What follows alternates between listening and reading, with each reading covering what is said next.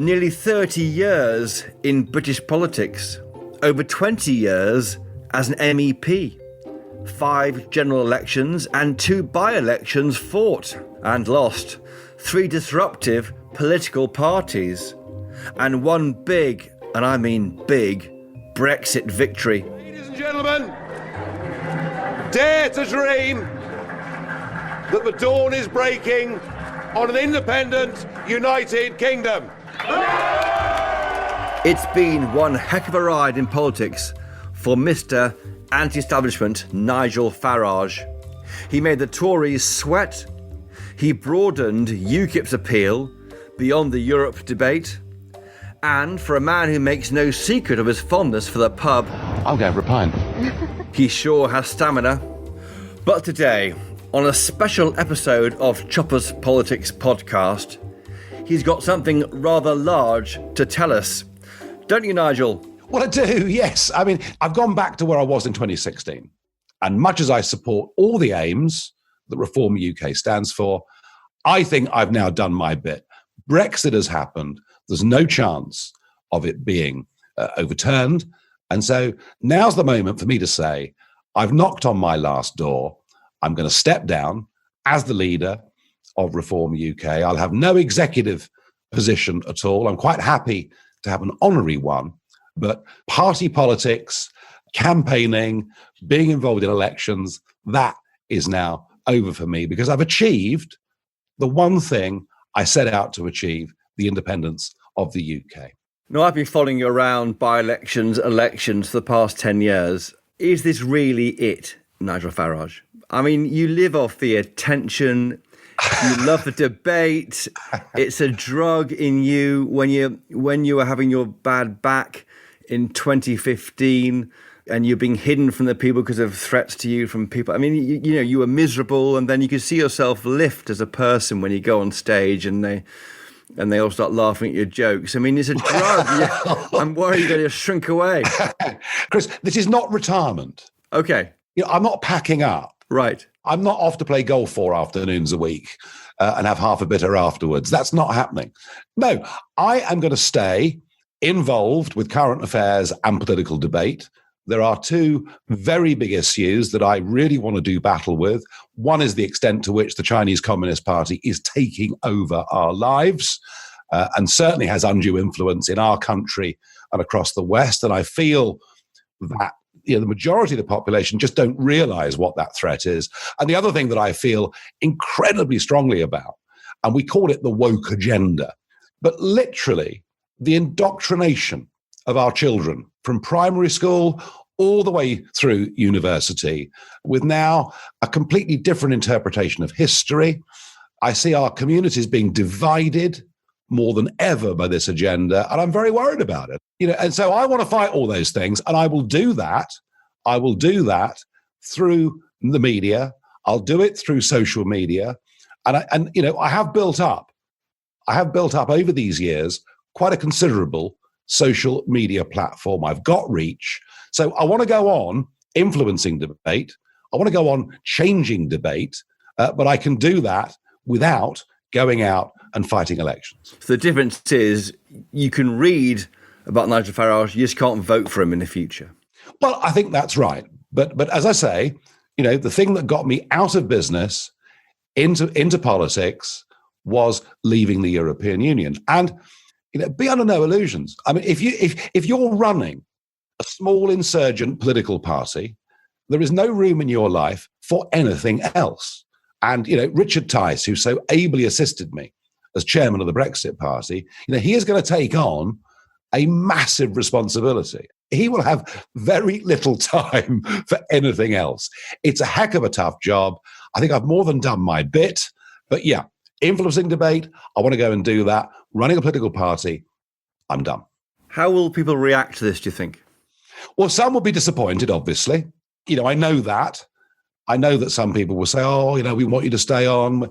But, my response to all of them will be, look, this has taken away the better part of my adult life.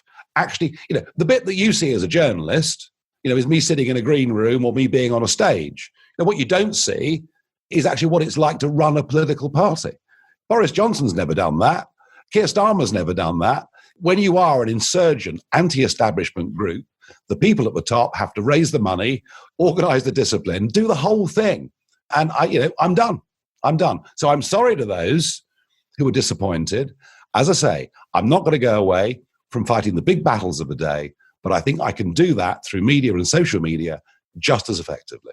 Are you saying you didn't enjoy running UKIP and then the Brexit Party? Do you remember that row that hit the headlines the other week, the parish council meeting, where they were all shouting at each other?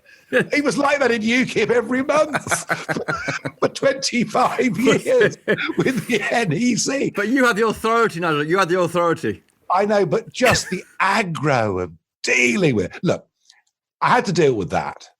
I had to deal with the very hostile media. Very hostile media. I mean, in 2014, when UKIP won the European elections, the Express newspapers had just come out in favour of us. But up until that point, you were all against us. Everybody was against us. The whole of Westminster, the whole of the media, even the wonderful Daily Telegraph.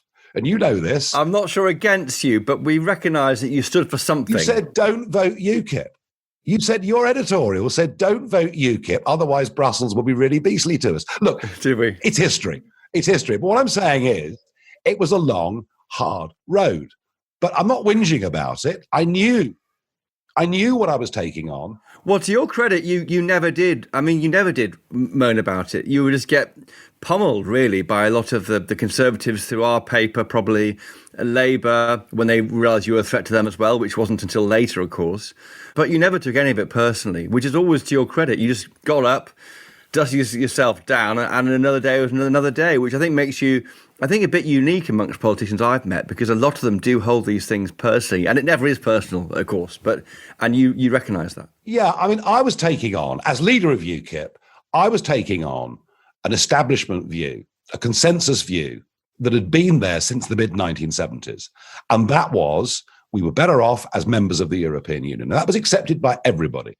And when you challenge the establishment in that way, I mean, it's very interesting. I mean, for example, talking about leaving the EU, talking about cutting the foreign aid budget, talking about not having open borders with countries much poorer than us. I mean, I was looking back earlier this week at some of the interviews I did with Sky News, with the BBC. I mean, I was treated as if I was bringing 1930s fascism back to Britain.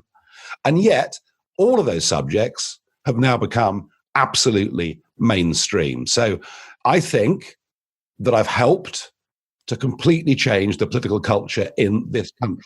When we discussed this issue on a previous podcast about Donald Trump, you spoke about how you effectively killed off the BNP.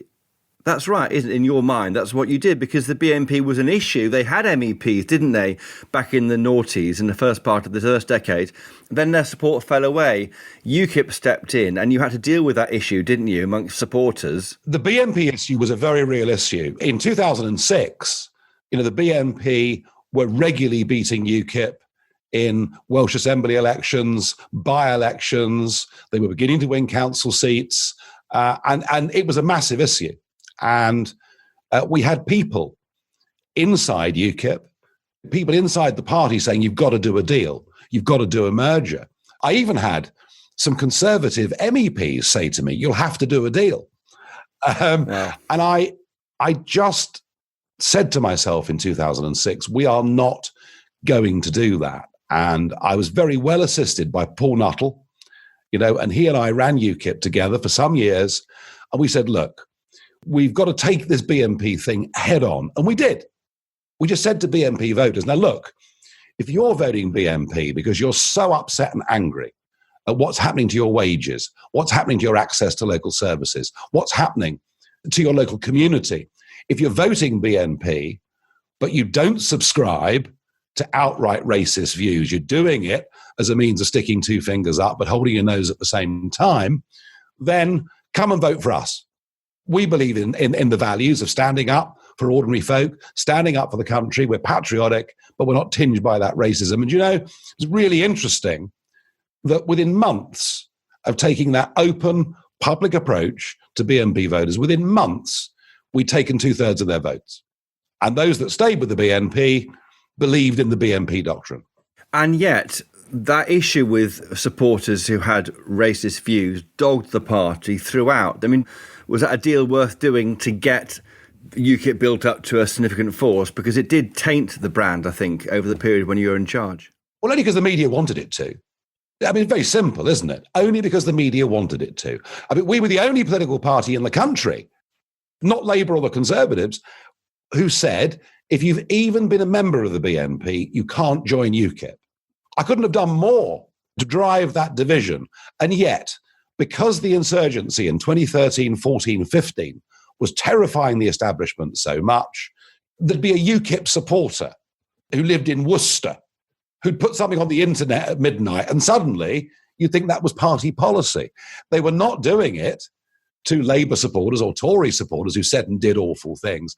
This was a deliberate establishment attempt to paint UKIP out to be something that it wasn't. And that went. And it wasn't just the media. I mean, George Osborne was doing it. You know, George Osborne was hinting that there were shades of the 1930s about what I was trying to do. And I think the lesson of this is, in whatever you do, whether it's in business, whether it's in science, whether it's in politics, if you try to reverse a status quo position, they will fight back against you and use every dirty trick in the book. There's nothing as powerful as a status quo. And we were in the business of overturning that status quo. And that's why it was as rough and tough as it possibly could have been. This is turning to Nigel Farage's exit interview. What lessons have you learned, do you think, through running an insurgent party? What advice would you give to other people starting parties? You know, Lawrence Fox has his new party. You obviously have your own one, or Reform UK. Yeah. What advice would you give to somebody else? I mean, is it worth it? The price on your family, I know, has been difficult. The greatest quality politically that you need to lead an insurgent party is patience. It's patience, because you have to wait for the right moment. The really big moment for us came in 2004, when the Blair government opened the doors unconditionally to 8 and then 10 former communist countries with, by the way, Conservative support.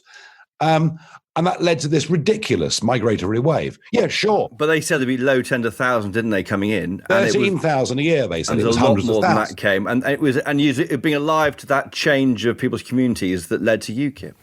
Absolutely. And I had to wait a long time for that moment. But that moment came, I saw that moment, I made the call. So anybody leading an insurgent party, you've got to be patient, you've got to bide your time, and you've just got somehow to be impervious to all the criticism. The difficult bit, the really difficult bit, is the way that it affects those close to you, your family, your children. I'm not going to go into details on that, but some of that side of it, I think, is very difficult. I mean, it's not just politics. No. I guess if you're in football or in any well-known person these days, the internet's a wonderful means of doing things, but it can be a pretty unpleasant place too. Oh, I can say you had security, and you need security. You've had that for a number of years now, haven't you? Will that carry on? Yeah. Is that for life now? Is your security for life, do you think? Well, I hope not. I mean, I liked all the lads that worked with me on security. They were a great bunch of people. I know, I knew them. Yeah, I got to know them very well. You know, we spent a huge amount of time together. But I mean, to live the kind of life where you want to go to the loo in a restaurant and they have to follow you in case someone comes and attacks you. I mean, it was interesting. There was a period of time when the threat was there day after day after day. And I was physically attacked a few times when people got close. With Milkshake, I mean, that was mocked at the time, but anything could have been in that container, you see, as you said to me. Oh, absolutely. And I was hit over the head with a banner. You know, I mean, it was there every day. Can I ask you now, given you looking back, and, say what you want to say, but how close did it come to something serious, a serious attack on you that you may have couldn't be able to talk about before? I just don't know. I mean, the threat was clear. The threat was there. There are some pretty dangerous people out there. The irony, of course, that some of those people who were in those protests every day turned out to be the very same people who were accused of anti-Semitism on the hard left of the Labour Party. Hasn't escaped me at all. One or two particular examples of that. Look, it went with the territory, I suppose, but I think in my case it was made a lot worse than it should have been. And yeah, I blame the media for that. I blame large sections of the media for that, and particularly broadcast media, who are supposed to be public service broadcasters in this country, and yet their political bias, on these subjects was extraordinary. Is that right? But I mean, the difference between being critical and stirring up hate, isn't there? There's a difference there. Surely you can't accuse broadcasters of stirring up hate. I went to Scotland with the late Stuart Wheeler. I was there on the Royal Mile in the pub. That's right. I remember that mob, that screaming mob of 80 people, and we were caught in a difficult situation. And a taxi was called, and a taxi driver arrived, and the mob said to the taxi driver, "If you take these people, we'll come and find where you live." And he sat there frozen with fear. I mean, it's a horrendous situation. And the next day, Alex Salmond was able to say, well, he came north of the border, what did he expect? And the BBC almost defended it. Well, but Mr. Farage, your views are very provocative in Scotland. I mean, imagine if on the same day, a group of UKIPers had attacked Peter Mandelson. I mean, we'd have been made out to be the worst people in the world. So, yeah, there were some big double standards from the BBC, Sky News, all of these people. We're interrupting this podcast to bring you news of another Telegraph show we think you might like. It's called Planet Normal, and it's hosted by me, Liam Halligan. And me, Alison Pearson. We're both Telegraph columnists who share the view that far too often those who shout the loudest on the telly just don't represent the views of normal people. So take a trip with us to Planet Normal. We're joined by some stellar guests, well-known voices from politics, business and the arts. All from different fields, but they have one thing in common. They're at the top of their game, but distinctly down to earth. The good news is I finally learnt what a podcast is and even how you subscribe to it. It's actually quite simple. Search for Planet Normal on your podcast app or click on the link in the show notes for this episode. You don't really know what a podcast is, do you? I am one. Look, I am one. Who needs to know what it is? I am one, okay? Shut up. And do you think that Laurence Fox's Reclaim Party might be taking over where you've left off? The hardest part of this is not just getting onto the national stage to make your arguments, but you've got to build a grassroots network. You've got to build a volunteer army across the whole country. And, you form a committee in a little town. Everyone rows with everyone. They all fall out. You have to start again. I said a few minutes ago, the greatest quality for the leading an insurgents party is patience. Patience for the right political events to come around, but also patience in building up a volunteer army, without which you can't do politics. And it's, Laurence, I wish you well. It's not very easy. So what's next then? You're writing articles, do you want the knighthood that's been mooted by your supporters? Do you want to join the House of Lords? The late, great Christopher Booker, who wrote for the Sunday Telegraph from 1961, also Private Eye, but he wrote for the Telegraph for 60 years, Sunday Telegraph for 60 years. And Christopher became not just a good friend of mine, but my political mentor. He really was someone that I looked up to, respected, admired, loved spending time with.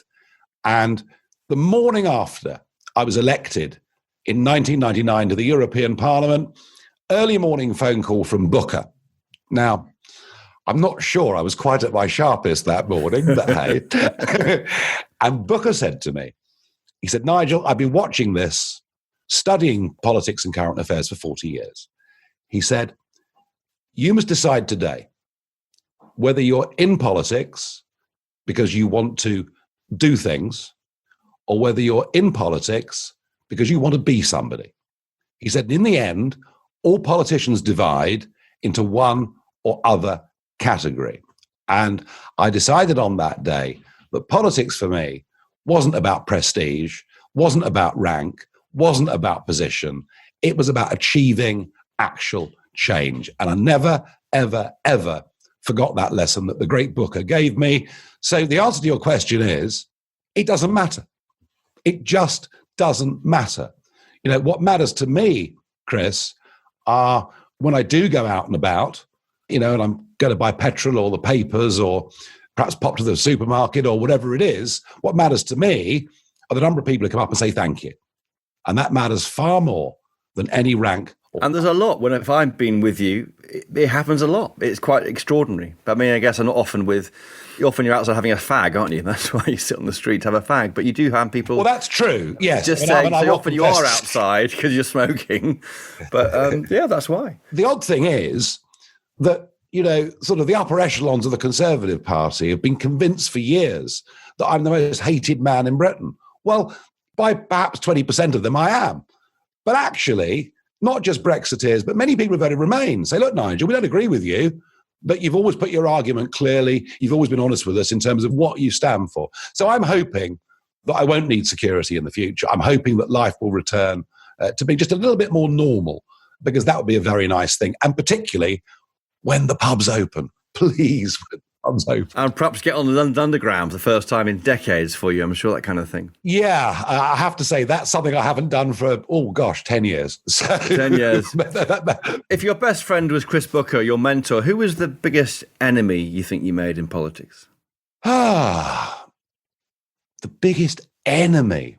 Well, sadly, and it is sad, it was Alan Sked, really. Oh, because the founder of UKIP. Alan Sked was the academic who had written about this European subject, had set up the Anti-Federalist League, had been convinced by a group of us to change it into a political party, which is what UKIP was. That's back in the 90s we're talking about, a long time ago. And then in 97, there was a huge bust-up between Alan and everybody else, and he disappeared, and then spent the next quarter of a century criticising everything that UKIP did, I did.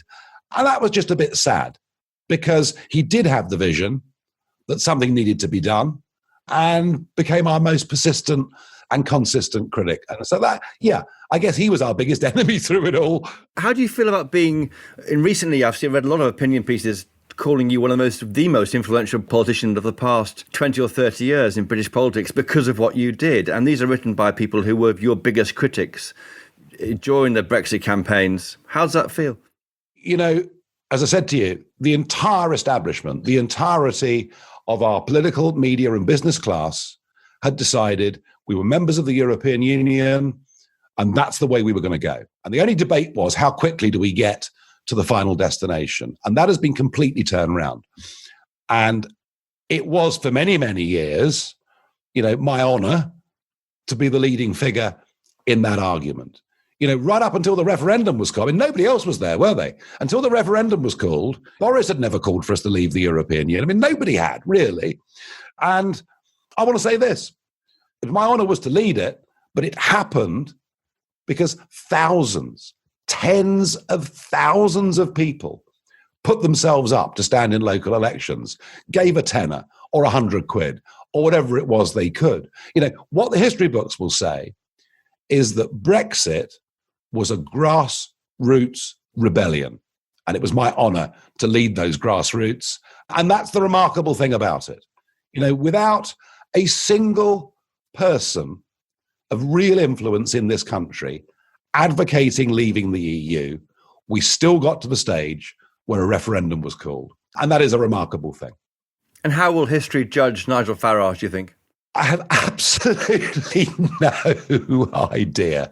I hope that they're able to say that I was able to precipitate a change, not just in British politics, but in getting rid of a completely abstract, false organisation based in Brussels that was doomed to failure from day one. And if I just help people in Britain and Europe see that the emperor's got no clothes, that'd be great. Nigel, I've covered your ups and downs over the past 15 years of my journalistic career. Is this really it? Chris, this is it. There is no going back. Brexit is done. That won't be reversed. And I know I've come back once or twice when people thought I'd gone, but this is it. I've knocked on my last door. It's been an amazing journey. It's been a privilege, but I'm now going to move on to other things. It's done. It's over. And if you come back, I will charge you a lunch on you at Wilton's in Jermyn Street in London. That's expensive lunch. That's absolutely fine. I'd love to take you to Wilton's, Chris, but it's not going to happen, all right? I came into this because I wanted an historic change in our relationship with the EU. I wanted to get back our sovereignty. We've done it. Well, Nigel Farage, in your exit interview as a politician, thank you for joining us this week on Choppers Politics. Thank you. Thank you. Well, that's all for this special episode of Choppers Politics, Nigel Farage's exit interview. I do hope you've enjoyed it. Please do email us, get in touch, chopperspolitics@telegraph.co.uk, or tweet us @chopperspodcast. Thank you to my guest this week, Nigel Farage. Thank you to my producer, Theo Luludis. And most importantly of all, thank you to you for listening. If you've enjoyed this show, please leave us a 5-star rating and a review on Apple Podcasts. It really helps other people find this show. And while we're on this subject, we're running a short survey at the moment to find out what you like about our podcasts and how we can improve them. You can find a survey link in the show notes for this episode. Please fill it in. It'll take just 5 minutes. And you can even enter a prize draw to win one of the 3 £100 John Lewis gift vouchers. How exciting. And as an additional thank you, if you're not already a Telegraph subscriber, why not go to telegraph.co.uk/chopper, where you can get your first month completely free of charge. Don't say we don't treat you. And of course, if you can, please buy a copy of the Daily Telegraph. Until next time, cheerio!